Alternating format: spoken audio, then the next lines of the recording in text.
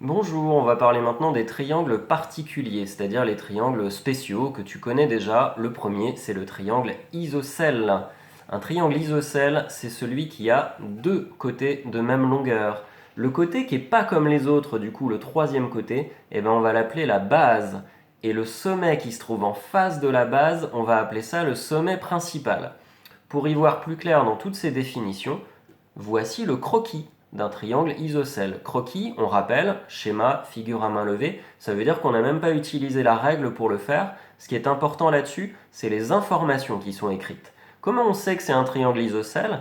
Il y a deux petits codages ici, celui-là et celui-là, qui signifient que deux longueurs sont égales. Les deux longueurs égales, c'est LO et LE.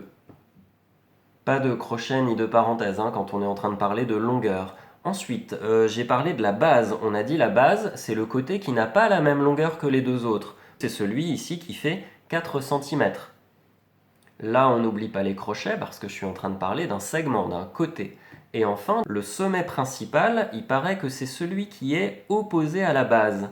Eh bien, quel est le point opposé à la base EO? C'est le troisième sommet du triangle, c'est L. Ces mots sont vraiment à connaître par cœur, base et sommet principal, mais comme c'est un peu long à écrire, il y a une façon de résumer tout ça. On va dire que le triangle EOL, il est isocèle en L. En L, ça veut dire que c'est lui le sommet principal, c'est de lui que partent les deux longueurs égales.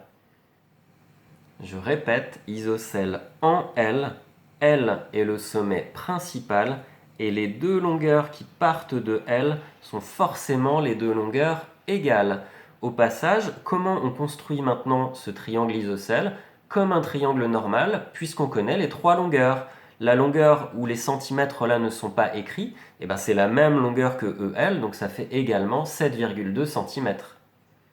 Le deuxième triangle particulier que nous devons connaître, c'est le triangle équilatéral. Celui-ci, c'est un triangle avec trois côtés de la même longueur. Voici le croquis.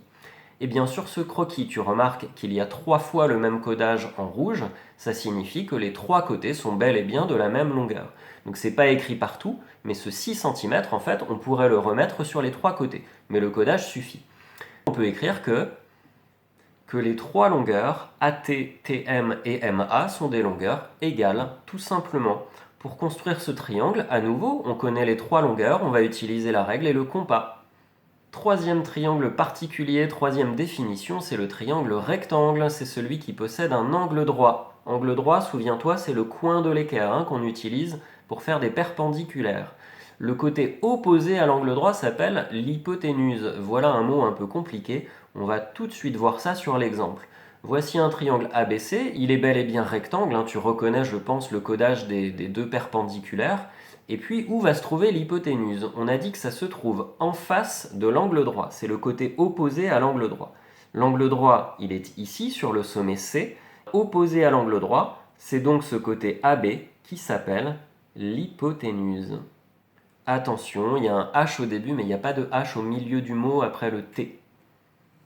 Et puis on a dit que l'angle droit se trouve au niveau du sommet C, et le codage nous indique que les côtés CA et CB sont perpendiculaires. Ici j'ai mis des parenthèses parce que si je veux, j'ai le droit de prolonger les côtés CA et CB et considérer qu'il s'agit de droites.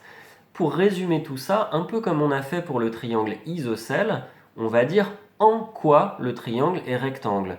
Eh bien, puisque l'angle droit se trouve au niveau du sommet C, on va tout simplement dire que ABC est un triangle rectangle en C. En C, ça signifie simplement que c'est au niveau de C que se trouve le codage des perpendiculaires.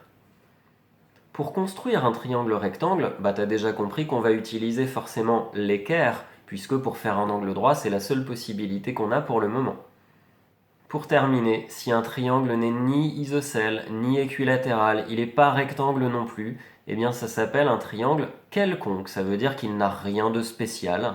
Je te laisse avec un dernier petit exercice, essaye de faire ça sans rien écrire. Tu dois trouver là-dedans quels sont les triangles qui sont isocèles, quels sont ceux qui sont équilatéraux, est-ce qu'il y a des triangles rectangles, et je te donne un coup de main en te disant qu'il y en a deux là, des triangles quelconques, essaye de trouver lesquels.